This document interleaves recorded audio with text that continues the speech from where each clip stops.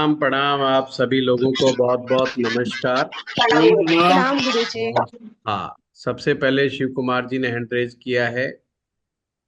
हाँ, शिव कुमार जी बताइए। प्रणाम गुरु जी। प्रणाम प्रणाम। गुरु जी मेरा क्वेश्चन ये है, जब राहु की दशा चल रही हो, कोई भी उपाय काम ना कर रहा हो, फिर क्या करना चाहिए गुरु जी?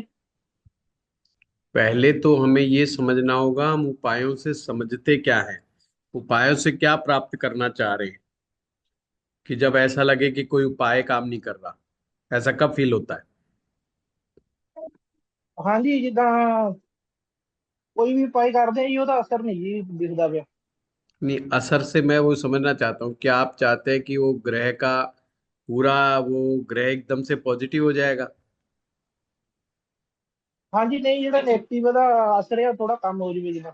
चलो, बड़ा अच्छा क्वेश्चन पूछा है शिव कुमार जी ने। सबसे पहले तो ये बहुत सारे लोगों का प्रश्न हो सकता है और इसको समझने की आवश्यकता है।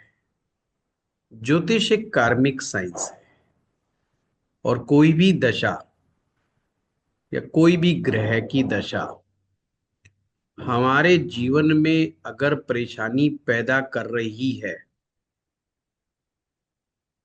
तो उसका रीजन आप स्वयं है, भगवान भी नहीं है। हम केवल भगवान को दोष दे देते हैं, पर भगवान का आपके इन सब चक्रों से लेना देना नहीं है। भगवान के पास कोई ऐसा बटन नहीं है कि वो कहते हैं चलो भाई आज ये आदमी बड़ा खुश है, चलो बटन दबा दो ये थोड़ा परेशान हो जाए। तो ऐसा कुछ भी नहीं है। हम जो पीछे करके आए हैं और जो आज भी उल्टे सीधे कर रहे हैं, ये उसी का एक साइड इफेक्ट है। और साइड इफेक्ट तो इस दुनिया में हर चीज का है। जिसका भी इफेक्ट है उसका साइड इफेक्ट जरूर है। ये समझ के चलेंगे तो हमें चीजों को समझने में आसानी हो जाएगी। फिर उपाय क्या काम करते हैं? बस ये वैसा ही होता है उपाय, जैसे किसी की टांग टूट जाए तो उपाय तो ये कि आप एक अच्छे हड्डी रोग विशेषज्ञ के पास जाएं और वो एक अच्छा सा प्लास्टर चढ़ाएगा और कुछ दवाइयां खाने के लिए दे देगा।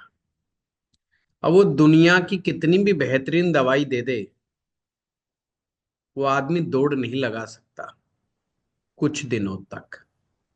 इट मे बी कि 15 दिन, इट मे बी कि मैं महीना, वो उसकी चोट के ऊपर डिपेंड करता है। इट मे बी कि 2 मंथ, 3 मंथ।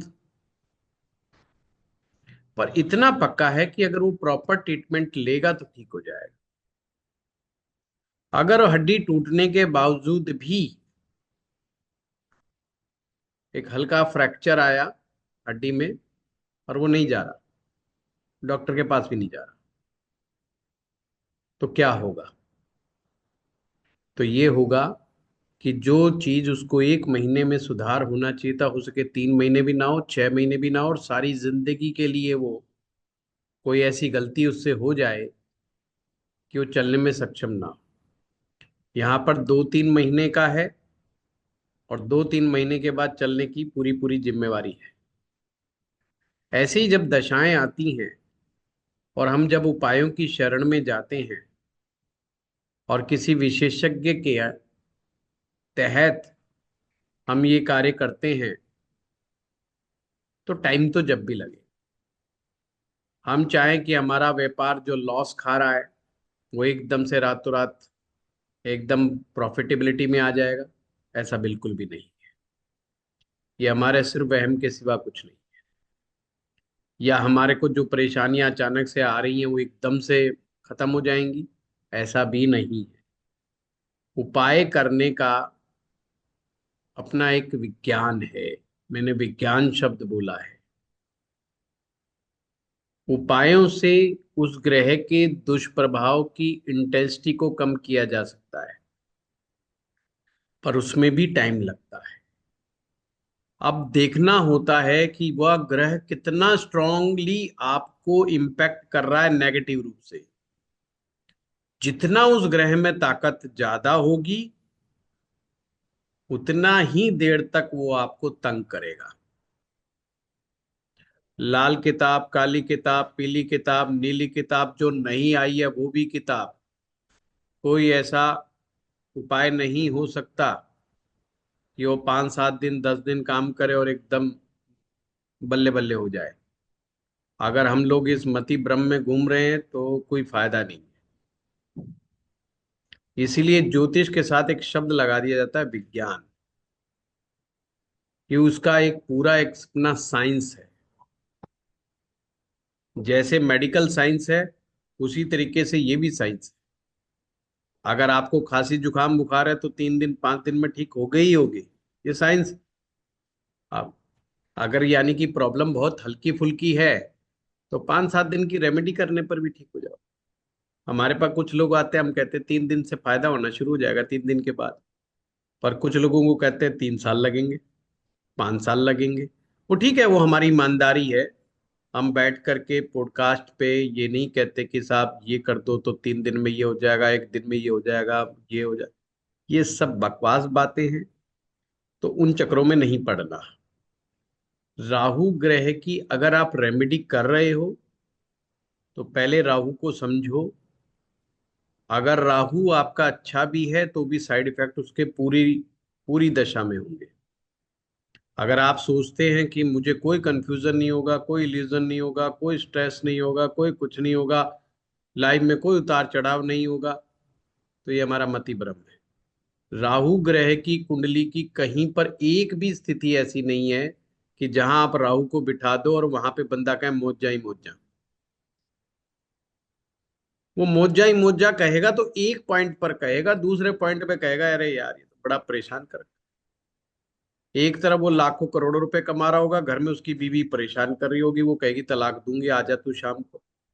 आज शाम को मैं, तेरी खैर नहीं है, मैं पुलिस में फोन कर रही हूँ, तेरे को अंदर बंद करवाऊंगी। एक तरफ बातें ये चल रही होंगी, एक तरफ व्यापार में बंदा कह रहा होगा मैं 5 लाख कमा गया, 10 लाख कमा गया, 15 लाख कमा गया। अब बंदा क्या हो गया, कंफ्यूज। और वो समय को अच्छा बताए कि बुरा बताए, वो नहीं बता सकता भाई वो अच्छा चल रहा है कि बुरा चल रहा है। राहु यही चाहता है कि वो कंफ्यूज हो जाए। अब वो यही ना समझ पाए कि अच्छा क्या है और बुरा क्या है। और उसका काम भी यही है। वो आया है आपके जीवन में और आपको बताएगा एक तरफ खुशी है और एक तरफ गम है। दोनों के बीच में बैलेंस कैसे बनाना है, दोनों को टैकल कैसे करना है आपने। इसीलिए तो राहु कहते हैं राहु जीवन में महाअनुभवी बनाता है। अनुभव तो शनि देता है, राहु महाअनुभवी क्यों बनाता है? ऐसा अनुभव कहीं देखा है? या तो आदमी के जूते लगते रहे, चलो वो तो समझ में आ रहा है। रोज रोज जूते लगेंगे, एक समय उसकी भी इम्यूनिटी डेवलप हो जाएगी, जूतों का उसका भय खत्म हो जाएगा, उसको जूते का इतना सर पड़ना कम हो जाएगा। परंतु अगर हम एक तरफ जूते लग रहे हो और दूसरी तरफ रसगुल्ले खाने को मिल रहे हो, अब बंदा समझे क्या कि भाई चल क्या रहा है ये। तो ऐसा कोई उपाय नहीं है शिव कुमार जी कि उपाय काम ना करे। तो ये हो, हाँ ये हो सकता है आप एक्सपर्ट्स एडवाइस लें। इट मे बी कि कुछ गलती हो रही है, कुछ एड ऑन करना पड़ सकता है। हाँ वो अपना जी दिमाग लगाए, किसी अदर प्लैनेट्स जो राहु के उस नेगेटिव इम्पैक्ट को थोड़ा कम करने की ताकत रखता हो, ऐसे ग्रह की पावर बढ़ा दे तो थोड़ा असर कम हो सकता है, पूरा पूरा जी नहीं होता। देखिए ये दशाएं तो हमारे ऊपर भी आती हैं। ऐसा थोड़ी है कि हमारी कुंडली है तो हमारे ऊपर दशा नहीं आती है। मार्केश भी आता है, बादकेश भी आता है, छिद्र दशा भी आती है। कौन सी ऐसी दशा जो नहीं आती है? और जिस उम्र में हमें उसमें तो आ ही लेती है लगभग लगभग। महादशा में ना आए तो अंतरदशा में तो आ ही लेता है मामला। तो हर दशा का अनुभव, एक अच्छा ज्योतिषी वो है जो अपने अनुभव की बात करे। जी मेरा राहु बहुत अच्छा है कुंडली में, नो डाउट, D1 में भी D9 में भी बहुत अच्छा, एक्सीलेंट है। और मुझे जो अच्छे के परिणाम भी मिलते हैं, ऐसा नहीं कि नहीं मिलते। पर जो है, जब वो दशा में होता है तो गोल गोल चक्री तो वो पूरी कटाता है। मतलब उस समय तो ऐसा लगता है कि यही अच्छा है, इससे बेटर तो दूसरा ही ठीक था। पर जब वो दशा जाती है तो फिर कहते हैं यार देखो कितना अच्छा हमने किया, देखो इधर ये कर लिया, वो कर लिया, फलाना हो गया, इतने बड़े बड़े लोगों से मिलना हो गया, अचानक से कहाँ पहुंच गए हम लोग, और क्या से क्या हो गया, ये भी सोचते हैं। पर जो परेशानियां हो रही होती हैं उन उस समय तो बड़ा वो बकवास सा टाइप का लगता है। तो कोई किसी मृग तृष्णा का शिकार मत होइए, किसी मृग तृष्णा का शिकार मत होइए कि पीछे पीछे भाग रहे हैं, ये रील वो ली रील, फलाना राम ढिमकाना राम। कुछ नहीं होना जाना भाई, वे खुद दुखी हैं, उनकी शक्लें बता रही हैं, उनके वो बता रही हैं, है ना। तो ये छोड़ो, असली ज्ञान को पकड़ो, जो सनातन का ज्ञान है, जो हमारे ऋषियों का ज्ञान है, उनके उसके मर्म को पकड़ो, जीवन को पकड़ो कि ये जीवन क्या है, जीवन के सूत्र को समझो, तो ज्योतिष समझ में आएगा। पॉइंट समझे कि नहीं समझे? भगवान श्री कृष्ण जी के होते हुए महाभारत हुई है, और वो बीच में खड़े हैं, वहां पर उपस्थित हैं। एक पार्टी तो उनके टोटल फेवर की है, और दूसरी पार्टी है वो भी पूरी पूरी सुन रही है उनकी बात को। ऐसा नहीं है कि वो बिल्कुल कह रहे हैं जी हम तो आपकी बात को ही नहीं सुनेंगे। फिर भी युद्ध हो रहा है, यानी इस काल के चक्रव्यूह से तो भगवान भी नहीं बचा पा रहे हैं। स्वयं उपस्थित है वहां पर, फिर भी नहीं हो पा रहा है। इसका क्या मतलब है? उपाय जरूर करें, उपाय हमें एक संबल देते हैं, हमारे कॉन्फिडेंस को बढ़ाते हैं, हमारे मनोविज्ञान को ठीक करते हैं। उपायों के बहुत लाभ हैं, ऐसा नहीं है कि लाभ नहीं है, उनके बहुत लाभ हैं। कुछ छुपे हुए लाभ हैं, और कुछ प्रकट रूप से लाभ है। लाभ है निश्चित रूप से, पर उन लाभों को इतना वो मत कर दीजिए कि पूछो मत। आप कई जगह लिख दिया कि आंवला खाओगे तो कभी बूढ़े नहीं हो। अरे भाई उसने वो अलंकार लगा दिया वहां पर। और ऐसा थोड़ी हो सकता है कि अगर आंवला खाने वाला आदमी सारी जिंदगी आंवला भी खाए तो वह बूढ़ा नहीं होगा। ठीक है, उसको मच बेटर फील होगा, अदर्स दूसरों की अपेक्षा, पर ऐसा तो नहीं हो सकता कि बूढ़ा नहीं होगा। ये कहाँ का विचार है? कह दिया कि एक आदमी जो है ये फला चीज खाएगा तो 100 साल तक जीवित रहेगा। भाई एक्सीडेंट हो गया तो क्या कर सकता है? किसी गोलीबारी का शिकार हो गया तो क्या कर लोगे आप? तो उसके सामने हम शून्य हैं, एक महाशक्ति के सामने हम सब शून्य हैं। और जो ये प्लेनेट हैं, ये प्रतिनिधि हैं, और ये बिल्कुल बायस्ड नहीं है। ये हमारे सामने हमारे ही द्वारा किए गए कर्मों को प्रकट कर देते हैं बस। और हम भूल गए कि हम क्या करके आए थे, इसलिए हमें गुस्सा आ जाता है कि हम ही क्यों पकड़ के बैठा रखा हमें ही फंसा के बिठा रखा है इन्होंने, ये क्या गलती है तो ये हमारे पीछे पड़े। लोग इरिटेट हो जाते हैं, और ऊपर से जिनके ग्रह खराब होते हैं वो सुधरने का नाम नहीं लेते। ये भी एक बड़ी समस्या है। वो कहते हैं साहब सुधरेंगे तो नहीं, हम नहीं सुधरेंगे। आप बताओ कोई उपाय, उपाय बता दो, हम एकदम फिट हो जाए। ऐसा कभी भी नहीं होता है। फिर भी कोई भटकना चाहे, मोस्ट वेलकम। तो ऐसा कोई वो नहीं है कि साहब, वैसे हमारे लाल किताब में आपातकालीन उपाय, संकटकालीन उपाय, इनका जिक्र है। पर आपातकालीन का अचानक से कोई घटना दुर्घटना घट गई है, अब उसको तुरंत थोड़ा ठीक करने के लिए, थोड़ा डाउन करने के लिए हमारे पास उपाय होते हैं। पर ऐसा थोड़ी हो संकट आया हुआ एकदम से गायब हो जाएगा। नहीं, उस व्यक्ति का मनोबल बढ़ जाएगा उस उपाय को करने से। वो जिस सिचुएशन में फंस गया है, उस सिचुएशन से फाइट करने की उसकी इम्यूनिटी बढ़ जाएगी।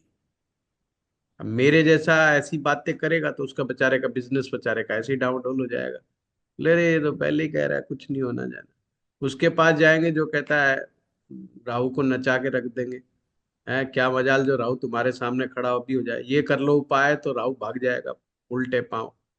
तो लोग उसके पास जाएंगे, बस जाना जाओ, फिर लौट घूम के आओगे, यार वही बंदा ठीक बोल रहा था। है? तो खैर इस बात का भय नहीं होना चाहिए इंसान को, जो हमारा अपना अनुभव है। क्योंकि आप लोग मुझ पर विश्वास करके मेरे पास शिक्षा लेने के लिए आए, तो कहीं ना कहीं मन के कोने में एक विश्वास है कि ये आदमी जो पढ़ाएगा तो सही पढ़ाएगा, सही मार्गदर्शन करेगा। और आप प्रोफेशनल एस्ट्रोलॉजर होने जा रहे हो, और आपको अगर नहीं मालूम होगा तो आप खुद बावले बने घूमते रहोगे कि उपाय का क्या इम्पैक्ट होगा। फिर आप फ्रस्ट्रेशन में आ जाओगे, आप डिप्रेशन में आ जाओगे। यार 10 लोगों को उपाय बताए थे, 10 के 10 ने फोन करके कह दिया, एक पैसे का फायदा नहीं हुआ। अब आपको टेंशन बढ़ रही है कि ये हो क्या गया, ऐसे कैसे चलेगा। तो आपको उपायों के बारे में पूरा विज्ञान मालूम होना चाहिए कि उपाय करने से क्या लाभ होगा और उपाय ना करने से क्या नुकसान होगा, वो सब मालूम होना चाहिए आपको। और एक व्यक्ति जो अच्छे कर्मों को कर रहा है, उस चीज को भी हमने समझना होगा कि अच्छा कर्म करने वाला व्यक्ति, अच्छे कार्य को करने वाला व्यक्ति, परमात्मा उसकी इम्यूनिटी वैसे ही बढ़ा देता है उल्टे दिनों के अंदर उससे फाइट करने में। तो अच्छे कर्म कहाँ काम आते हैं वो चीज भी आपको समझ में आनी चाहिए। और उल्टा सीधा काम करके काम करेंगे तो भी पता होना चाहिए हमें कि भाई ये नहीं बचने वाले। कई कुंडलियां ऐसी होती है, हम बोल देते हैं, 1 मिनट में समझ में आ जाता है ये पट्टा नहीं सुधरने का। इस बंदे ने मुझे गाली देनी ही देनी है बाद में कि कहाँ फंस गए। क्यों? क्योंकि इस बंदे की मानसिकता ही ठीक नहीं है, गलत मानसिकता के साथ आ गया है। अब गलत मानसिकता के साथ आ गया है, वो कैसे सुधरेगा? तो कसम खा के आया मैंने अपने जीवन सुधारना ही नहीं है। अब बताओ आप क्या कर लोगे? कुछ नहीं कर सकते। उपायों की अपनी एक सीमा है, उस सीमा को पहचानो तो बढ़िया है।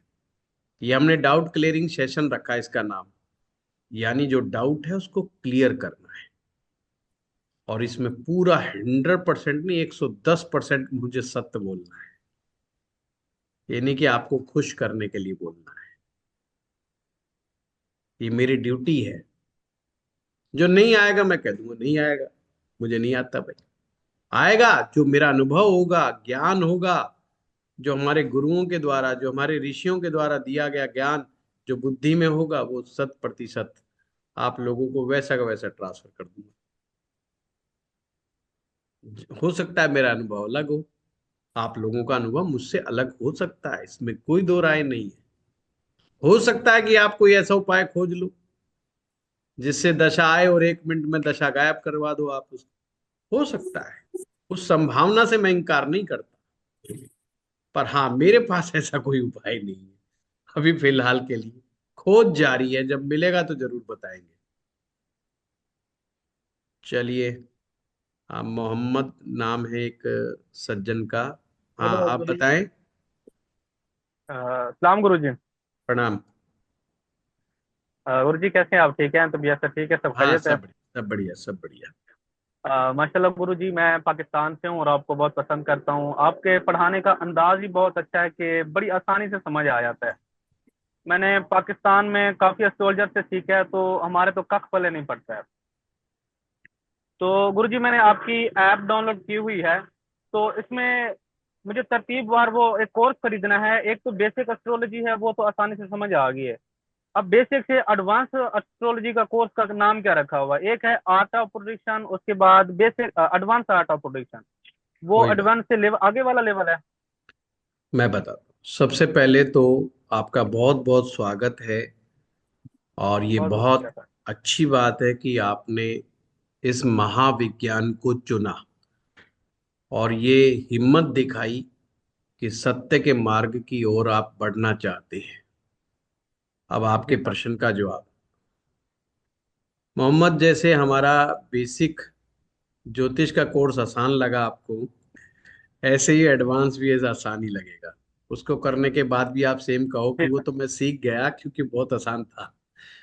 जी मैक्सिमम सर। कोर्स हमारे आसान ही है। उसका नाम है जी बिल्कुल। Art of prediction. तो जो मैंने करवाया था थोड़ा सा एडवांस लेवल पे, उसका नाम लिख रखा है एडवांस आर्ट ऑफ प्रेडिक्शंस। वो जी सर। बेसिक से बाद का चैप्टर है, उसको जी जाकर सर। के आप देख सकते हो। ठीक है ना? जी सर। बाकी जी। कंटिन्यू और रखिए। और इस चीज को आप ऐसी धरती, ऐसे जमीन के आदमी से अभी ले रहे हैं शिक्षा, जो हमारे डीएनए में है ये चीज, जी सर। ज्योतिष का विज्ञान। तो डेफिनेटली आपको समझ में आएगा ही आएगा। जी बाकी सर जिन भी बिल्कुल। उस्तादों से आपने सीखा होगा, अच्छा सीखा होगा, ऐसा कोई वो नहीं है। पर जी सर। जहां तक यहाँ का सवाल है, तो मैं आपसे एक विश्वास के साथ कह सकता हूँ, यहाँ आपको निराशा हाथ नहीं लगी। जी सर। सर असल में आपकी माशाल्लाह बहुत बड़ी आसान टेक्निक होती है कि एक आम सा जो एस्ट्रोलॉजी जानता भी नहीं है उसको भी बड़ी आसानी से समझ आ जाती है। हाँ, ये ये भगवान का शुक्र है, ये हमारे गुरु जी का आशीर्वाद है। जी सर चलिए, बहुत बहुत शुक्रिया धन्यवाद। सर। डॉक्टर अमर शाह, नमस्कार गुरुजी। नमस्कार। मेरे दो क्वेश्चंस थे कि अगर जब जब हम लग्न देखते हैं तो हर एक लग्न में एक राजयोग कारक भाग्येश ग्रह होता है और एक बाधक ग्रह होता है और बाधकेश होता है। तो अगर कुंभ लग्न की कुंडली है तो उसमें नवम भाव है, वो बाधक भाव है और शुक्र राजयोग कारक है। तो मैंने आपके सारे मोस्ट ऑफ वीडियोस मैंने देखा है और मैं करता हूँ, लेकिन उसमें अभी भी कंफ्यूजन रहता है कि बाधक ग्रह बाधकेश, मारक ग्रह मारकेश और उसमें बैठे वो स्थान में बैठे हुए ग्रह, तो अगर उनकी दशा चल जाए तो दिक्कत होती है। और सर दूसरा क्वेश्चन ये है कि अगर मैं नाड़ी ज्योतिष में डॉक्टर ना, हूँ मैं तो भूल वो मैं देख जाऊंगा, रहा मैं था। भूल जाऊंगा अमर जी, मैं भूल जी जी, जाऊंगा फिर। सॉरी सॉरी सॉरी अब मैं गुरु जी, एक एक सॉरी, एक कर लेकिन लेंगे मुझे बात। दो। जी जी जी जी। मैं भूल जाऊंगा खामखाई। देखो, जी तो मुझे उसमें कंफ्यूजन। कोई बात नहीं, मैं कंफ्यूजन के लिए बैठे हैं ना, चिंता क्यों करते हो? देखो, बड़ा आसान है। वृष लगन में भी ये समस्या आती है कि वहां पर, क्योंकि जितने भी स्थिर लगन है, चाहे वो वृष लगन है, चाहे वो सिंह लगन है, चाहे वो कुंभ लगन है, वहां पर जो बाधक भाव है वो नवम है, जो कि भाग्य भाव भी है। अब लोग ये सोच में पड़ जाते हैं कि अगर यहाँ पर कुंभ लगन में, क्योंकि इन्होंने कुंभ लगन की बात की, तो मैं कुंभ लगन से ही उदाहरण से आगे चलूंगा कि भाई ये शुक्र तो अभी तक तो सीखा था कि ये योगाकारी है। जब बाधक की बात आ रही है तो अब कहा जा रहा है ये तो बाधक है। तो हम क्या माने? तो इससे भी ज्यादा महत्वपूर्ण ये है, ये समझना कि ग्रह कब बाधा कारक होने के रोल को निभाएगा, नंबर एक बात, और कब ये बाधा कारक नहीं काम करेगा, ये समझ लोगे तो चीज समझ में आ जाएगी। ठीक है? दूसरा, अब कुंभ लगन में दो भाव हैं जिनका स्वामी शुक्र है। अब दो भाव का स्वामी जब शुक्र हो गया, तो एक भाव ही तो बाधक है, दूसरा भाव तो बाधक है ही नहीं। तो फोर्थ हाउस जो कि बाधक नहीं है, तो जब शुक्र की दशा होगी तो क्या हाल होगा? कि हम जब दशा में आएगा तो हम क्या कहेंगे? बाधकेश की दशा चालू हो गई या चतुर्थेश की दशा शुरू हो गई। चतुर्थ भाव जो लग्जरी देने वाला है, जमीन देने वाला है, जायदाद देने वाला है, मन को सुख देने वाला है, मौज मस्ती देने वाला है, और शुक्र इन चीजों का कारक भी है। तो क्या होगा? तो उसके लिए अमर जी आपको दशाओं को समझने की जरूरत है। जब आप दशाओं में जाएंगे कि पूरे शुक्र ग्रह की 20 साल की दशा कितने वर्ष तक, तो वो चौथे भाव का रिजल्ट देगी। जब वो चौथे भाव का रिजल्ट देगी तो उसमें बाधक का परिणाम कुछ नहीं आएगा। He will enjoy. और फिर जब वो नवम का रिजल्ट देगी तो उस समय बाधाएं आएंगी। अब आपका फिर प्रश्न उठेगा, फिर भाई हाँ हाँ। नवम का जब रिजल्ट देगी तो भाग्य कुछ बढ़ेगा नहीं बढ़ेगा? तो वो भी बढ़ेगा। अब इसके लिए बड़ा प्यारा सूत्र हमेशा याद रखो। जो भी भाव या ग्रह या नक्षत्र जो आपसे दशाओं में देने का वादा करते हैं वो सारी घटनाएं घटेंगी। अर्थात चतुर्थ भाव का परिणाम भी आएगा, नवम भाव का पॉजिटिव परिणाम भी आएगा, और बाधा का परिणाम भी आएगा उस व्यक्ति के सामने उसी दशा में। और बादकेश जिस भाव में बैठेगा उस भाव में भी वो बाधा पैदा करेगा, उसका भी परिणाम प्राप्त होगा। ईच एंड एवरीथिंग का उसको परिणाम प्राप्त होगा। तो आपको दशाएं सीखने की जरूरत है। दशाओं के अपने कुछ नियम है, और ये पूरा इसका एक कोर्स है। ये हमारे आ, एस्ट्रो पाठशाला में दशा का पूरा कोर्स करवाया गया था। तो मुझे सर वो लगता है, कौन सा कोर्स है? अभी अभी आ रहा हूं, मुझे लगता है कि अगर आप दशाओं के सिस्टम को समझ जाएंगे तो ये प्रश्न ही जहन से निकल जाएगा कि ये बादकेश हो गया तो अब क्या करें। सिंह लगन वालों के साथ भी समस्या है। सिंह लगन वालों का भाई मूंगा पहने के ना पहने, क्योंकि तो बाधक ग्रह है। और और एक तरफ कह रहे हैं कि मंगल तो योगाकारी है। तो मंगल योगाकारी है कि बाधक है, ये सिर्फ दशा सिस्टम से क्लियर कट समझ में आ जाएगा।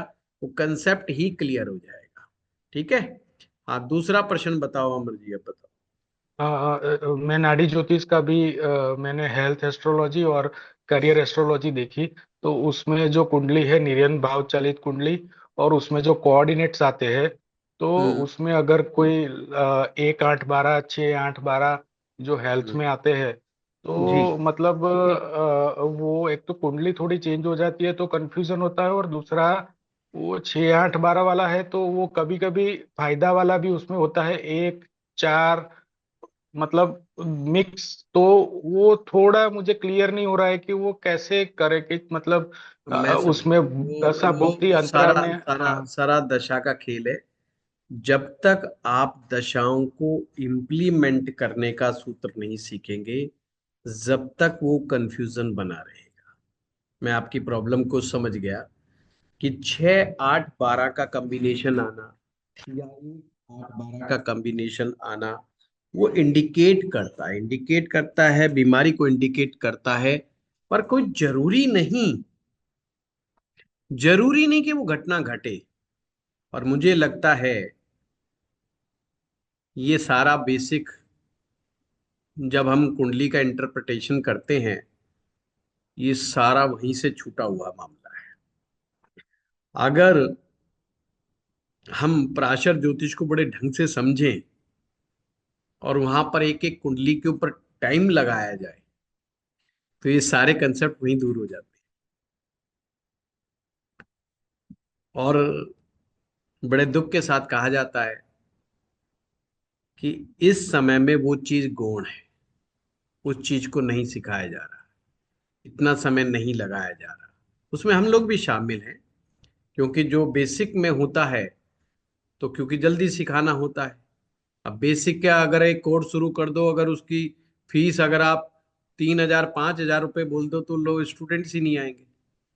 पहली बात, 99% कहेंगे हमें तो बेसिक आता है, और दूसरे कहेंगे ये 20 दिन में सिखाएंगे क्या, ये तो राशियां बात करेंगे, ये तो फलानी बात करें। तो बड़ा टेक्निकल चीजें हो रही है। पहले हमारे यहाँ लाइव क्लासेस चलती थी, उसमें इन चीजों पे बड़ी चर्चा चलती थी। हाँ गुरुजी धन्यवाद। ये कौन सा लेकिन मैंने भाव के ऊपर, मेडिकल साइंस कौन किया सी है, चीज, लेकिन कौन आवाज आ रही है कहाँ से? ये ज्योतिष में जो, जी जी जी जी, बहुत गूढ़ रहस्य है आपके, जो भी इतना गूढ़ गूढ़ विज्ञान है।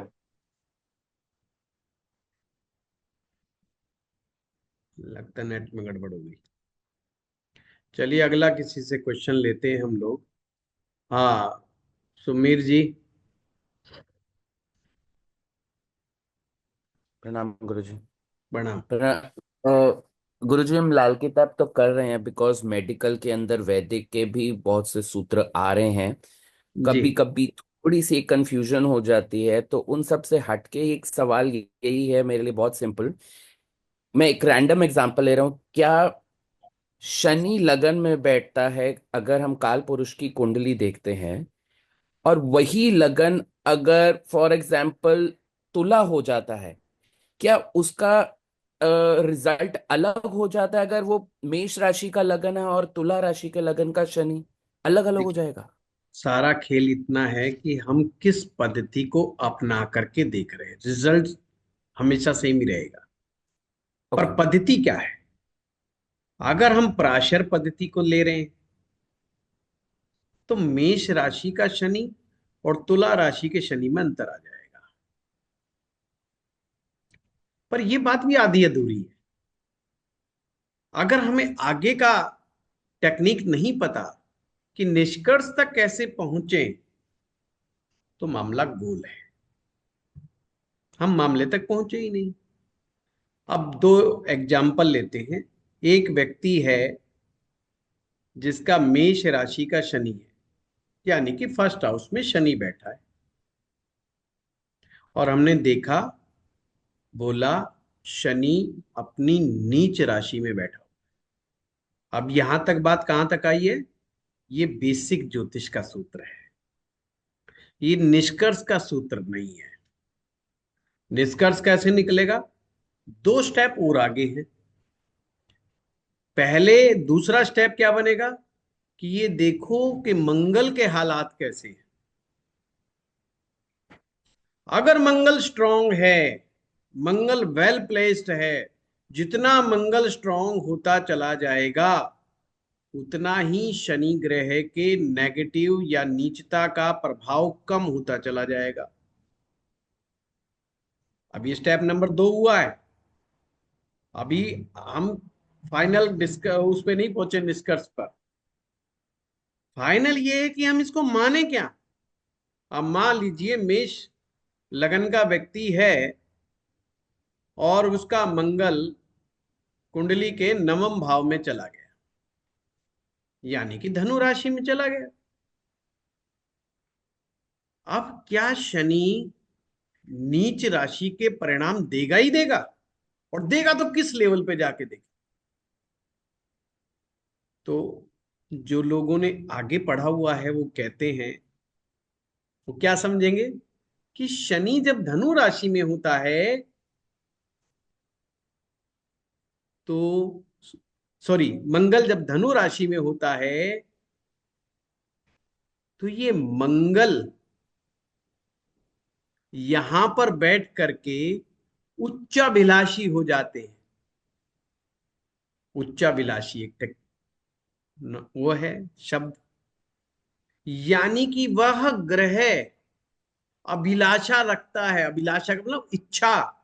उस ग्रह की इच्छा है कि मैं उच्च का हो जाऊं, क्योंकि नेक्स्ट राशि मकर की है जो कि मंगल की उच्च राशि है।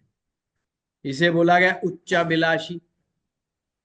उच्चाभिलाषी ग्रह बहुत अच्छा होता है, उसके पास स्ट्रेंथ बहुत है। पर अभी फाइनल स्टेप बाकी है, स्टेप नंबर 3, कि नवमांश में जाके देख लो, क्या जो ये उच्चाभिलाषी हो रहा था, क्या ये इस ग्रह की इच्छा पूरी होगी? भाई इच्छा तो इच्छा है, जरूरी थोड़ी हर एक की इच्छा पूरी हो जाए। हम सब इच्छाओं से भरे पड़े हैं।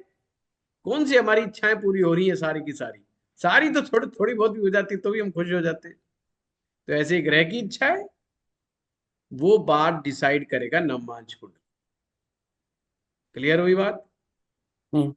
अब हम दूसरा एग्जाम्पल लेते हैं। अरे अरे,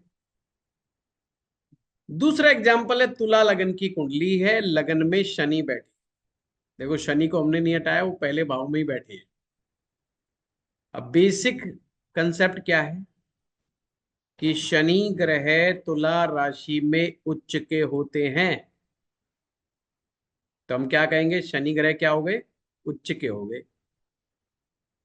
पर ये भी बेसिक तक ही है, वो गारंटी नहीं है कि उच्च का परिणाम मिलेगा ही मिलेगा। स्टेप नंबर 2 में जाना ही पड़ेगा। स्टेप नंबर 2 क्या है? स्टेप नंबर 2 है ये चेक करो कि शुक्र में कितना दम है। अब शुक्र जी महाराज पहुंच गए कन्या राशि में। अब जैसे ही कन्या राशि में पहुंचेंगे तो कुंडली के 12वें भाव में पहुंच गए। तुला राशि का शनि कोई भी उच्च वाला परिणाम नहीं मिलेगा उस व्यक्ति को। लॉजिक पिक्चर यहीं खत्म हो गई। हर व्यक्ति उसको यही कहेगा तेरा तो शनि उच्च का है, और उस व्यक्ति का उच्च का शनि परिणाम नहीं दे रहा है। पर क्या बात यहीं खत्म हो गई? नहीं, स्टेप नंबर 3 तो बाकी रह गया। स्टेप नंबर 3 के लिए फिर देखो शुक्र ग्रह नवमांश में क्या असर दे रहा है। अगर वो वहां पर स्वग्रही हो गया, उच्च का हो गया, केंद्र में चला गया, त्रिकोण में चला गया, जो भी उसके रूल्स हैं नवमांशा के नियम के अनुसार, नवमांश वर्ग कुंडली देखने के नियम के अनुसार, शुक्र वहां पर एक रेस्पेक्टेड पोजीशन प्राप्त कर गया, तो शनि अपना अच्छा असर दे देगा। अब समझ में आई क्या कि लैकिंग कहां हो रही है हमसे?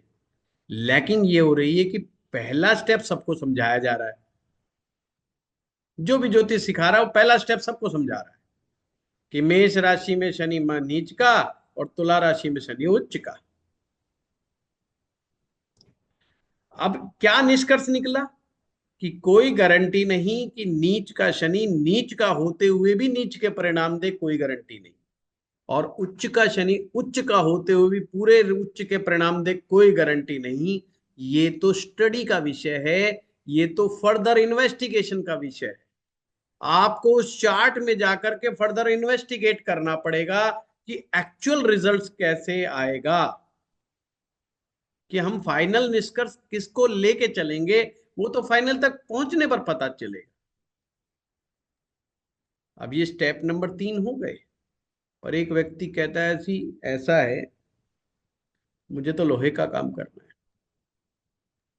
या मुझे तो लॉ करनी है, लॉ में कामयाब करना है, वकालत करूंगा जी मैं तो, या वकालत पढ़ना चाहता हूं मैं तो। अब आपने देखा यार, शनि से वकालत आती है और लॉ की पढ़ाई वहां से आती है, या हम लोहे का काम कोई लेते हैं चलो कि लोहे का काम हार्ड कोर शनि का काम, आयरन का काम। तो क्या हम ये 3 स्टेप तक देख करके उसको ओके कर दें कि लोहे का काम कर लो? फिर भी क्वेश्चन मार्क है, क्योंकि लोहे का काम वो कर सकता है, पर कितना कामयाब होगा ये बात तो हमें पता ही नहीं, कि शनि कितना उसको हेल्प करेगा। उसके लिए हमें शनि ग्रह की रियल स्ट्रेंथ देखनी होगी। उसके लिए हमें और वर्ग कुंडली में जाना पड़ेगा और वहां जाकर के चेक करना पड़ेगा। प्लस हमें D10 चार्ट, जो कि उसके वर्क एरिया का चार्ट है, उसमें जाके शनि की स्ट्रेंथ चेक करनी पड़ेगी कि भाई जब आदमी कर्म में जुटेगा, जब आदमी धंधे में जुटेगा, बिजनेस में जुटेगा, नौकरी में जुटेगा, उस समय शनि उनको कितनी हेल्प करेंगे वहां पर, उसके वर्क एरिया में शनि ग्रह कितनी हेल्प करेंगे, उसके लिए D10 चार्ट की स्टडी करनी। फिर हम निष्कर्ष पे पहुंच जाएंगे। तो समझ गए बात को? So simple. थैंक यू गुरुजी। अब ये $1 बिलियन आंसर था जो जल्दी सी, और ये ज्योतिषियों के कहते ट्रेड सीक्रेट्स फार्मूले होते हैं जिनको अक्सर नहीं देना चाहते। इतना ही तो अंतर है आप में और हम में, कि एक स्टूडेंट एक स्टेप पे जाएगा, दो स्टेप पे जाएगा, तीसरे पटक जाएगा। हम 4 स्टेप तक पहुंच जाएंगे, बस फर्क इतना ही है। बाकी गुरुजी, तो इतनी नॉलेज तो आपको भी है कि इस आंसर का वीडियो हमें मिलना चाहिए, क्योंकि बहुत से इसमें स्टेप्स हैं और डाउट सेशन का मिलता नहीं है। इस आंसर का या तो आप वीडियो प्लीज रख दीजिएगा सुमीर प्लीज। जी, डाउट क्लियरिंग सेशन का वीडियो जिसने देखना हो यूट्यूब पे जरूर एक बार चेक कर लिया करो। ये ओके। समझो 10 में से 5 या 7 वीडियोज आते ही आते।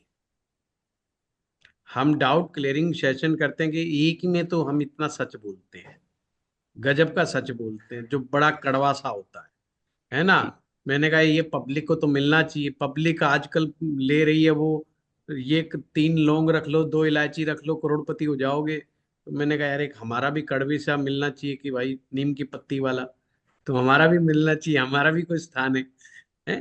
तो वैसा भी मिलना चाहिए भाई। सही। बैलेंस, आग और पानी का बैलेंस बना के रखना पड़ता है ना। तो सोशल मीडिया पे बैलेंस बनाने के लिए हमारा भी फिर वीडियो जाना चाहिए, कि भाई ये सब मूर्खानंद, खुद मूर्खानंद है ये, और तुम्हें मूर्ख बना रहे हैं, और तुम मूर्ख बन रहे हो। तो अब तुम देख लो, ज्योतिष ऐसा नहीं है जैसा इसको समझा जा रहा है।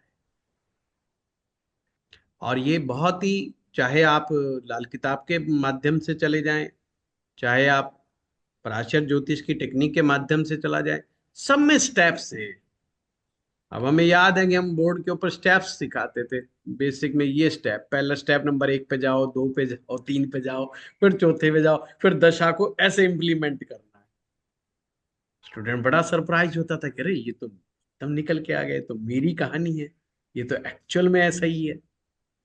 फिर उसको बड़ा फेथ होता था यार, देखो ज्योतिष तो एकदम गजब का विज्ञान है। अभी क्या हो रहा है, अभी भूल भुलैया बहुत ज्यादा हो रही है। टेक्निक के पीछे लोग भागे जा रहे हैं और बेस भूल गए हैं। नाड़ी में, केपी में, फलाना में, बीएनएन में, भाई एक चीज तो बेस पकड़ लो, एक चीज पकड़ लो। अपना नाड़ी है, ये है, मैं क्यों नहीं अनाउंस करता?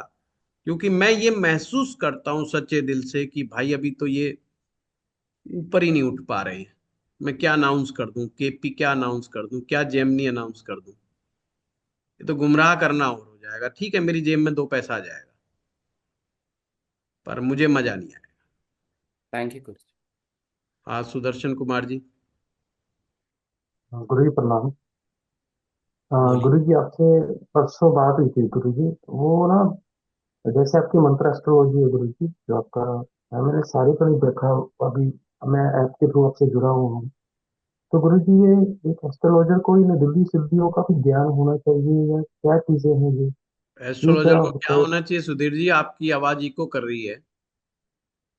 गुरु जी दिल्ली सिद्धियों का भी कोई ज्ञान होना चाहिए, ये क्या चीज होती है? क्या होना चाहिए? रिद्धि और सिद्धि गुरु जी, जो आजकल बड़ा ये सिद्धि? तो। सिद्धि कह रहे हो, क्या कह रहे हो? हाँ जी गुरु जी, रिद्धि और सिद्धि। रिद्धि और सिद्धि? हाँ जी, ये क्या चीज होती है गुरु जी, इसका क्या इम्पैक्ट पड़ता है, ये क्या रिद्धि एस्ट्रोलॉजी और में सिद्धि ये? तो भैया गणपति जी की पत्नियों का नाम था। नहीं गुरु जी, जो ये इसमें जो मंत्र एस्ट्रो जो मंत्र तंत्र में जो चल रहा है उसके बारे में गुरु जी। अच्छा, जो कोर्स चल रहा है। हाँ जी, हाँ जी। हाँ, तो उसमें क्या कह रहे हो भाई, एक ज्योतिषी के पास ये होनी चाहिए या नहीं होनी चाहिए? क्या चीज है गुरु जी, इसके बारे में बड़ी कंफ्यूजन सी है, इसके बारे में तभी आपसे बात। सिद्धि का मतलब है कि जिस चीज में आप निपुण हो जाओ। अगर आपको ज्योतिष सब्जेक्ट सबसे आसान लगने लग जाएगा, उस दिन समझो तुम ज्योतिष में सिद्ध हो गए, तो तुम्हें ज्योतिष की सिद्धि हो गई। ऐसे अगर किसी मंत्र को जप करते हो और मंत्र का जप का परिणाम तुरंत सामने आने लगे, तो समझ लेना, सर मैं अभी थोड़ी देर में करता हूँ, तो समझ लेना कि आपको उसकी सिद्धि प्राप्त हो गई है।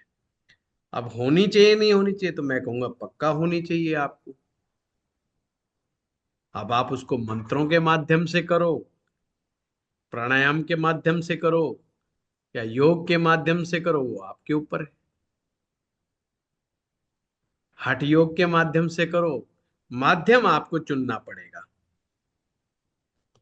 माध्यम आपको चुनना है, होना ही चाहिए। व्यक्ति अपने कार्य में तो सिद्ध होना ही चाहिए, बस वही सिद्धि है। अगर हम ये महसूस कर रहे हैं कि हम मंत्र जाप करेंगे और कोई लक्ष्मी जी एकदम सामने आके प्रकट कर हो जाएंगी और कहेंगी बोल मेरे बच्चा, कितने करोड़ रुपए आज शाम तक देने हैं तुझे, हैं अभी पार्क में शाम को घूमने जाएगा, एक बोरी का कट्टा तुझे मिलेगा वहां पर, उसमें 2-2 हजार के नोट होंगे, उठा लाइयो। तो भैया ये दिमागी खराबी है, ये सिद्धि नहीं है। ठीक है। लक्ष्मी सिद्धि का मतलब, या किसी भी देवता की सिद्धि का मतलब, जो उस देवी या देवता के गुण हैं, वो उन सभी गुणों को आपने अपने अंदर आत्मसात कर लिया है, तो आप सिद्ध हो गए। अगर आप पैसे कमाने की टेक्निक में निपुणता हासिल कर लेते हो तो आप लक्ष्मी सिद्ध हो। इसमें क्या हो गया? और सिद्धि आपके पास ऐसी है कि आप खुद कमा भी सकते हो और दूसरे को कमवा भी सकते हो और अपने जैसा बना भी सकते हो, तो आप हो गए लक्ष्मी सिद्ध। हनुमान जी की सिद्धि चाहिए तो आप खुद पहलवान भी बन सकते हो और दूसरे को भी पहलवान बना सकते हो। और आप में इतना मादा है कि किसी भी बेचारे भटके हुए परेशान व्यक्ति की मदद भी कर सकते हो आप में उतना पुरुषार्थ, आप में उतना बल है, तो आप हनुमान जी की सिद्धि प्राप्त कर गए। बस इसको समझने का फर्क है। सिद्धियों के लिए अच्छे ग्रंथों को पढ़ना बहुत जरूरी है और आपको क्लैरिटी आ जाए। ठीक है। चलिए, हाँ, हर्षवर्धन जी। हाँ गुरु जी। प्रणाम गुरु जी। प्रणाम। क्या आपने एक उपाय बताया था कि अगर राहु का एक इलाज है, ये देहली पे अगर चांदी का वो लगा दें, स्ट्रिप लगा दें, तो जी, उससे फर्क पड़ता है? हाँ, फर्क पड़ जाता है। तो उसको हम राहु कहीं भी हो तो लगाएं, या खाली नहीं, पर्टिकुलर पोजीशन, या घर के कोई वर्टिकल डायरेक्शन? वर्टिकल पोजीशन पे लगाना चाहिए। और ये वैसे, अगर देहरी, क्योंकि अगर हम वास्तु के नियम के अनुसार देखें तो जहां पर हम अपना मेन गेट बनाते हैं, अगर वो मेन गेट किसी कारण से सही देवता के क्षेत्र में नहीं आता, थोड़ा बहुत वो ऐसे देवता के क्षेत्र में चला जाता है जिसे वास्तु के अनुसार शुभ नहीं माना जाता, तो उसको ट्रीटमेंट करने के लिए देरी में अपने चांदी का पतरा या वायर दबाने का नियम बनाया हुआ है। चांदी यहाँ पर वास्तु दोष को दूर करने में बहुत उपयोगी है, तथा लाल किताब का सूत्र है कि राहु को ठंडा करने के लिए चंद्रमा के उपायों का सहारा लेना चाहिए, यानी कि उसको शांत करने के लिए। तो चांदी जो है चंद्रमा की धातु है, यानी कि किसी राहु जनित समस्या कोई आ रही है तो अपनी देरी में चांदी दबाने से उसका इम्पैक्ट जो वास्तु पर पड़ना था वो कम हो जाता है, तो इसलिए भी किया जाता है। तो इसके कई रीजन है, कोई एक नहीं। तो राहु राहु चाहे किसी भी घर में बैठा हो तो इलाज कर सकते हैं, ये कॉमन? हाँ, किया जा सकता है, किया जा सकता है। अगर मान लो हमारा वास्तु में गड़बड़ी आ रही है मेन गेट में, तो करना पड़ेगा, आप चाहे राहु कहीं भी बैठा हो। पर ये कोई मैंडेटरी नहीं कि आप करें ही करें। जब कोई प्रॉब्लम फील होगी, प्रॉब्लम फील होगा मतलब अगर आपने मेन गेट निकाला है, वो मैंने जैसे कहा कि वो सही नहीं आ रहा, तो आप करें, वैसे नहीं करना, वैसे का कोई फायदा नहीं। कोई नेगेटिव भी नहीं है अगर इनकेस किया जाए तो? नेगेटिव है या नहीं है इसका अनुभव मुझे नहीं है, कि किसी ने आके बताया नहीं जी हमारा ठीक था और हमने लगवाया तो उसका क्या इम्पैक्ट है। तो ये बहुत सारे हमारे ज्योतिष में रिसर्च के विषय हैं जिन पर अभी रिसर्च हुई नहीं है। और ज्योतिष में एक और बड़ी समस्या ये है कि अच्छी अच्छी बातें सब बता देते हो, मतलब सक्सेस की फार्मूले, सक्सेस की बातें सारे बता देते, फेलियर की कोई नहीं बताता। और ज्योतिषी तो बिल्कुल नहीं बताता। कि जो उपाय फेल हुआ है उसका क्या हुआ, वो तो बताएगा नहीं। वो सक्सेसफुल क्या हुआ वो ढोल पीट पीट के बता देगा। तो आम विद्यार्थी तक ये बात पहुंचती ही नहीं कि मैं गड़बड़ कहाँ हुई है। ठीक है। धन्यवाद चलिए। गुरु जी, धन्यवाद। रजनीकांत गुप्ता जी। राम सर। प्रणाम।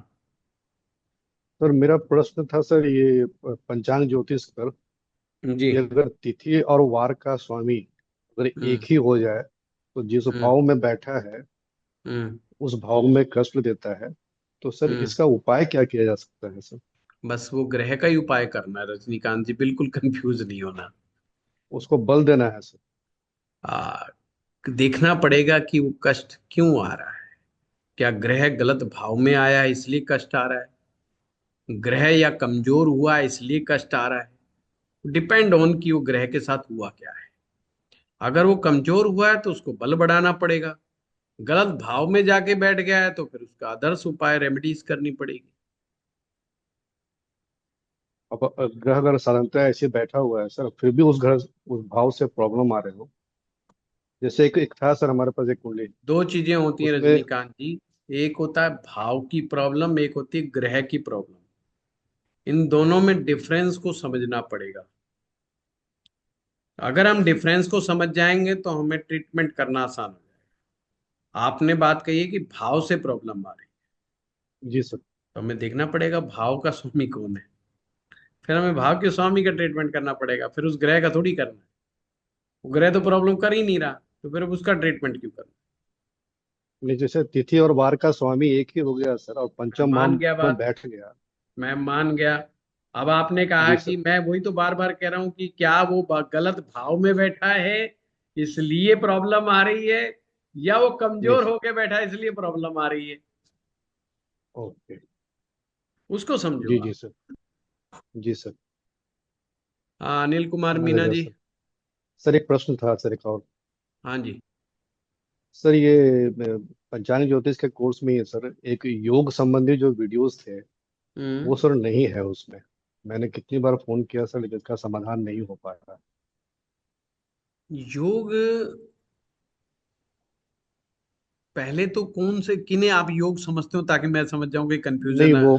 पंचांग पंचांग ज्योतिष का जो पांचवा अंग हाँ सर योग हाँ। हुआ, हाँ, उसका। जो योग हुआ उसको किन किन चीजों को आप योग समझ रहे हैं, कोई नाम बताओ जिन्हें आप योग समझे बैठे हो, फिर मैं समझूंगा। नहीं, एक्चुअली पंचांग ज्योतिष में जो पांच अंग के जो वीडियोस थे मैं सर, तो मान चार अंग गया के कि तो वीडियोस पांचवा है। अंग जो है योग है, पर आप किसको मान रहे हो, लक्ष्मी नारायण योग, राज योग, उनको योग मान रहे हो, किसे मान रहे हो।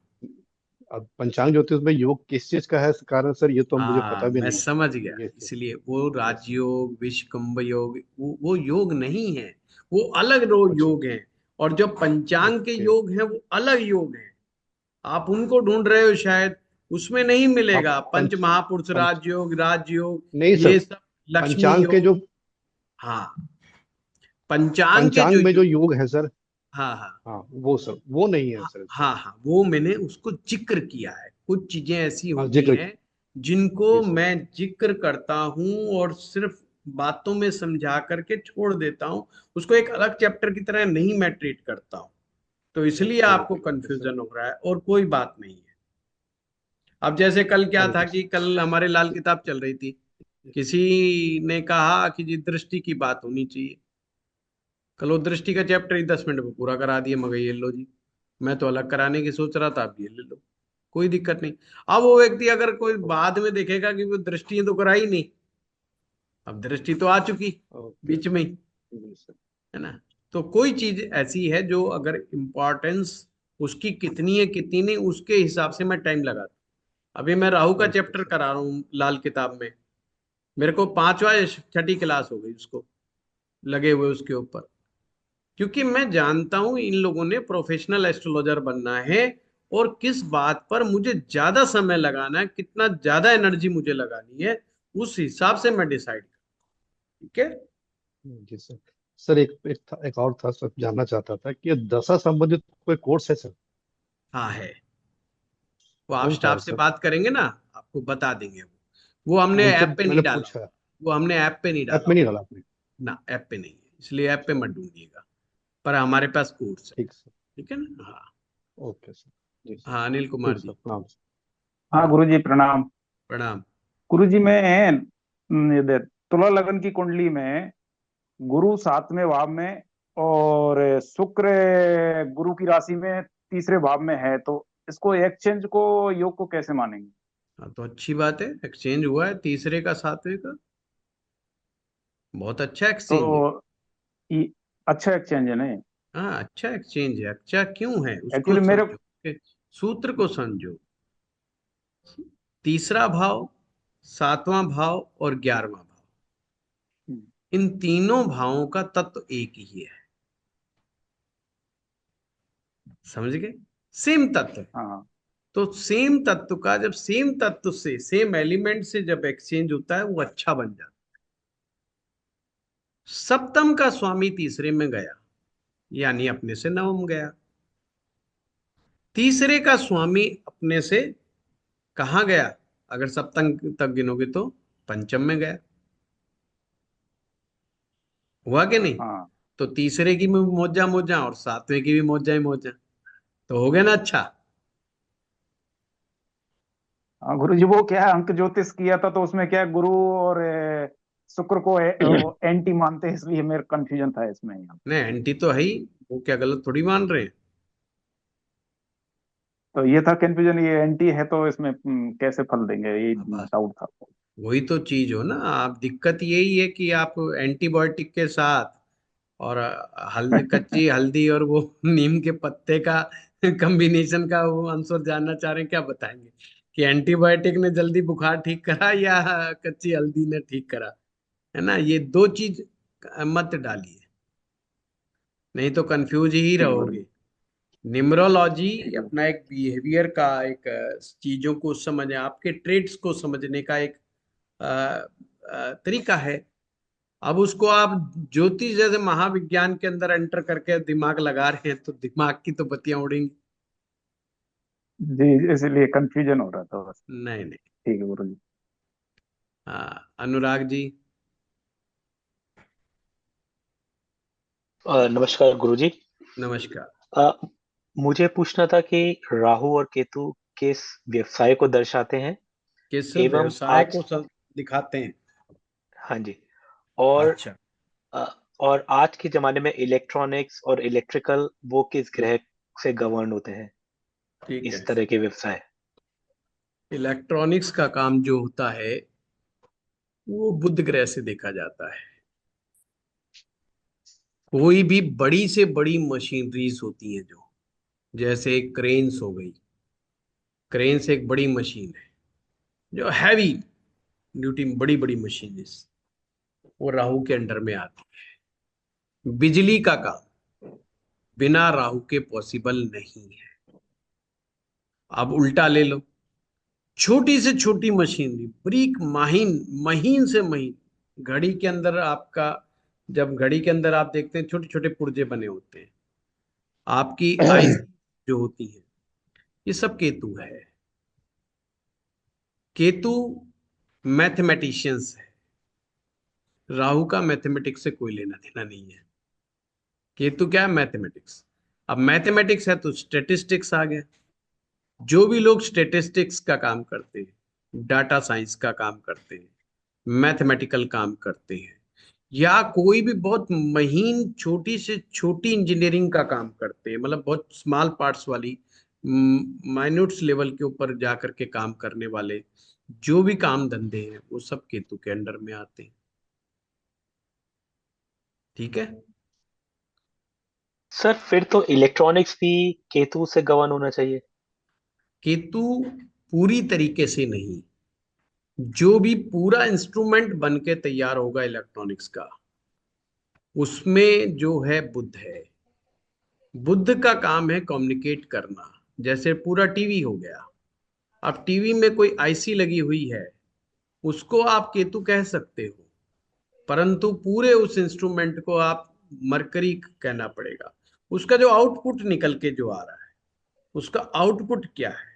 वो सूचना है, वो कम्युनिकेशन है। चाहे आप मूवीज देख रहे हो, चाहे आप न्यूज देख रहे हो, वो मैटर नहीं करता। पर आप किसी सूचना को प्राप्त करने के लिए, आपका ट्रांजिस्टर है, आपका मोबाइल है, बेशक मोबाइल में कुछ पार्ट्स की तो संबंधित हो सकते हैं। अगर एक तरह से देखा जाए, कोई भी कॉम्प्लेक्स मशीन किसी एक प्लेनेट की नहीं है, उसमें कई प्लैनेट्स होते हैं। अब जो भी मशीन बिजली से चल रही है, अभी हमने कहा बिजली बिना राहु के पॉसिबल नहीं। राहु मंगल जब होंगे तो बिजली तैयार होगी। अब जो भी मशीनें बिजली से चल रही है, अब राहु मंगल के बगैर कैसे? पर हम उसे क्या कहेंगे? कोई आदमी कहता है जी मेरी मशीनें हैं, मैं मशीनें लगाना चाहता हूँ, सारी लोहे की मशीनें, तो सारे लोहे के पार्ट से, और जब वो चलेगी तो मोबिल ऑयल भी डलेगा उसके अंदर, इंजन ऑयल भी चलेगा उसके अंदर, ऑयल, अब सारा ऑयल भी इंजन ऑयल भी सारा का सारा शनि, वो है भी सारा लोहा। तो उसमें मोस्ट पार्ट किसका आया? शनि का पार्ट आया। पर चल तो बिजली से रही है वो, हम्म। चल तो बिजली से रही है, बिना बिजली की मशीन नहीं चल रही है, तो अब क्या कहेंगे? तो इसमें ये कॉम्प्लेक्स चीज है, इसको एक प्लेनेट से नहीं देखा जाता। इसी तरह से लाइफ की जो भी कॉम्प्लेक्स चीज है, वो भी कभी एक ग्रह से नहीं देखी जाती। वो सिर्फ बेसिक स्टूडेंट को याद कराने का एक तरीका है। जैसे हम कह देते हैं भाई शादी देखनी है, हाँ बोलो भाई शुक्र को देख लो। क्या ये वास्तव में ये सही तरीका सही है? नहीं है। शादी तो एक कॉम्प्लेक्स विषय है, इसमें अकेला शुक्र कैसे जिम्मेवार हो जाएगा? अगर विवाह में जोश नहीं है तो मंगल भी जिम्मेवार है, अगर लॉयल्टी नहीं है विवाह में तो सूर्य जिम्मेवार है, अगर मन ही नहीं मिल रहा तो चंद्रमा जिम्मेदार है, और अगर किसी प्रकार का कोई डिसिप्लिन नहीं है, कोई इसके अंदर धर्म नहीं है, अध्यात्म नहीं है, तो गुरु जिम्मेवार है। तो नो के नो ग्रह मिलकर के शादी को बना रहे हैं। और अगर आप अपनी पत्नी की झूठी सच्ची चापलूसी नहीं कर सकते, उसकी झूठी तारीफ नहीं कर सकते, तो राहु जिम्मेदार है। राहु ने आपको इतना समझदार बनाया ही नहीं कि आप पत्नी की झूठी तारीफ कर सके। अब पता चला कोई पड़ोसी झूठी तारीफ कर रहा है, अब वो कह रही है आदमी तो ये बढ़िया है, ये तो आदमी गड़बड़ मिल गया, तो अब क्या करेंगे? अब वहां पे राहु जिम्मेदार हो जाएगा। समझ रहे कि नहीं समझ रहे? तो एक जी चीज सर। से कभी भी ज्योतिष नहीं चलता। पर जब हम बेसिक करवाएंगे, बेसिक करवाने में तो हमें एक ही चीज का नाम लेना पड़ेगा, नहीं तो स्टूडेंट तो भाग जाएगा। वो कहेगा बाप रे इतना बड़ा है ये तो मामला ही गड़बड़ है, ये तो सीखा ही नहीं जा सकता, ये तो ऐसा विज्ञान। तो छोटे छोटे पार्ट्स के अंदर ही सिखाया जाता है। देखिए बहुत सी चीजें कहने के लिए कुछ होती हैं, समझने के लिए कुछ होती है, वसलियत में कुछ होती है। अब जिन लोगों की लड़की शरीफ होती है बड़ी, तो वो क्या कहते हैं जब शादी करते हैं? तो जी हमारी लड़की तो गाय है, कहते हैं कि नहीं गाय है लड़की, शादी हो जाती है। पर जब लड़का शरीफ होता है तो शादी के बाद उसे क्या कहते हैं? लड़के को कहते हैं ये लड़का गाय है, उसे गधा कहते हैं। लड़की को हमेशा गाय कहा जाएगा, लड़के को गधा कहा जाएगा। मतलब बड़ा शरीफ है यार, गधा आदमी है यार, इतना कोई शरीफ आज के जमाने में होता है? पूरा गधा है, तो कोई अक्ल नहीं। शादी भी हो गई पर गधे का गधा है, मतलब शादी होने के बाद भी ये गधे से कन्वर्ट नहीं हुआ है। हम्म। उसको गधा कहा जाता है, उसको गाय कहा जाता है। अब क्या वास्तविकता ऐसी है जो कहा जा रहा है और जो समझा जा रहा है? वैसे ज्योतिष में बड़ा डीप डाइव करने की आवश्यकता होती है, फिर हमारे सामने चीजें क्लियर हो जाती है। चलिए सर लक्ष्य जी। एक एक हाँ सवाल और बताइए। था कि रा, सर एक सवाल और था हाँ कि हाँ। राहु के सॉरी मरकरी के मैथमेटिक्स में और केतु के मैथमेटिक्स में क्या फर्क होता है? जमीन आसमान का। प्योर मैथमेटिक्स जो है वो केतु है, और सिर्फ रुपए के लेन देन का, और ऐसा लेन देन जिसमें अपना फायदा होता हो, वो बुध है। मैथमेटिक्स बड़ा क्रूअल होता है, बड़ा निर्दयी है, हिंदी में बोले तो। उसके लिए दो और दो चार ही है, तो ये केतु है। पर बुध का केतु हमेशा बदल जा, बुध का जो मैथमेटिक्स हमेशा बदल जाता है। वो कहता मैं जब तुझसे लूंगा तो नियम अलग होगा, मैं तुझको दूंगा तो नियम अलग होगा। ये बुद्ध का मैथमेटिक्स है। कैलकुलेशन दोनों में है, पर बुद्ध की कैलकुलेशन स्वार्थ की है। कि जैसे हमारे यहां बोलते हैं ना, तुम हमारे घर आओगे तो क्या लेकर के आओगे, तुम हमारे घर आओगे तो क्या लेकर के आओगे, और अगर आप हमें बुलाते और हम आपके घर आएंगे तो आप हमें क्या दोगे। ये मैथमेटिक्स बुद्ध का है। केतु का ये मैथ नहीं है। केतु तो कहता है अच्छा याद रखूंगा, 2 रुपए दिए थे 2 रुपए वापस दूंगा, क्योंकि ये मैथ है। तुमने मेरे बच्चे की शादी में 500 रुपए दिए थे, मैं भी 500 ही दूंगा। तुम अपने साथ 3 आदमी लेके आए थे, मैं भी 3 ही लेके आऊंगा। क्या मेरे घर में 4 आदमी है, पर मैं एक को घर में बिठा के जाऊंगा, 3 को तुम्हारे पास लेके आऊंगा, क्योंकि वो बड़ा क्रूअल है। वो 3 का 4 नहीं होने देगा, वो 3 का 3 ही रखेगा। बुद्ध कहेगा बेशक उनके घर से एक आदमी आया था, मैं तो 4 के साथ जाऊं, पैसे उतने ही दूंगा जितने उसने दिए थे, पर आदमी 4 लेके जाऊंगा। मुझे फायदा पूरा निकालना, निचोड़ना है, मैं फायदे में रहना चाहिए। बस ये है बुद्ध। बुद्ध का लॉजिक दिमागी लॉजिक है, और ऐसा लॉजिक जो सिर्फ अपने फायदे की बात को करता है। उसका विज्ञान सारा का सारा खुद के ऊपर आके घूमता है। इसीलिए इसको स्वार्थी ग्रह कहा गया है, कनिंग प्लैनेट कहा गया है, इसीलिए मौके का ग्रह कहा गया है। कब किसके साथ मिल जाएगा कोई भरोसा नहीं। हाँ हरी जी, बोल। धन्यवाद गुरुजी, जी। एक छोटी सी क्लैरिफिकेशन चाहिए थी, और आपका थोड़ा एक्सपीरियंस वर्षफल और जो वैदिक एस्ट्रोलॉजी में जो दशा कहते हैं, तो इनमें एक तो दशा तो बहुत बड़ी होती है, और वर्षफल 1 साल का होता है, 1 महीने का होता है। तो हरीश, अभी वर्षफल वैदिक में भी होता है, वर्षफल लाल किताब में भी होता है। जी, ऐसा नहीं है कि अपने जो वैदिक ज्योतिष में वर्षफल नहीं बनता है, उसमें भी वर्षफल बनता है। ओके, और पहले ये टेक्निक सिखाई जाती थी वर्षफल की, हमारे यहाँ भी सिखाते थे, पर चूंकि जी, वर्षफल लोगों ने बनाना ही बंद कर दिया वैदिक के माध्यम से, और जी, उपायों के चक्रव्यूह में ऐसा हुआ कि वो सब लाल किताब की तरफ भाग गए। तो इसलिए जी। अभी जो नई जनरेशन पढ़ने के लिए आई है, उनको पता ही नहीं है कि वैदिक का भी वर्षफल होता है। अच्छा, वही में बहुत बड़ा गैप है, मतलब। हाँ हाँ हाँ, कोई गैप नहीं है। सिर्फ सिर्फ हमें अनजान पना है, अभी हमें मालूम नहीं है, तो इसलिए गैप लग रहा जी, जी। है ना। वर्चुअल उसमें भी बनता है। चलिए लक्ष्य जी। प्रणाम प्रणाम। गुरुदेव। मेरा सवाल राइजिंग आर्क को लेकर है। हाँ तो राइजिंग आर्क में जैसे हमने पढ़ा था कि मिनिमम 28 पॉइंट होने चाहिए तो एक अच्छा ठीक है। माना जाता है। ठीक बट है अगर किसी के मान लीजिए 19, 20 या 21 है, राइजिंग जी आर्क तो वहां भी बन रही है, पर जी। क्या वो लेवल की बनेगी अगर किसी के 28, 29, 30 है? और दूसरी चीज, क्या इनके बीच में अगर पॉइंट्स में कम डिफरेंस है या ज्यादा डिफरेंस है, उससे जो जातक है उसकी उस पे कोई फर्क पड़ता है, कम हाँ, बैक की पूरा कैपेबिलिटी पे? पूरा पूरा फर्क पड़ता है। पहली बात तो अगर कम डिफरेंस है या ज्यादा डिफरेंस है, हर चीज का अपना एक सिग्निफिकेंस है। और राइजिंग आर्क तो कम नंबर से भी बन सकती है, इसमें कोई दो राय नहीं। ठीक है। चलिए विशाल जी, क्योंकि देखिए जो कैमरे पर है मैं उन्हीं का सवाल लूंगा, जो कैमरे पे नहीं है मैं सवाल नहीं लूंगा।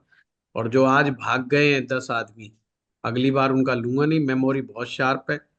बेवकूफ समझते हो, बेवकूफ लगता हूँ नहीं। हाँ विशाल जी।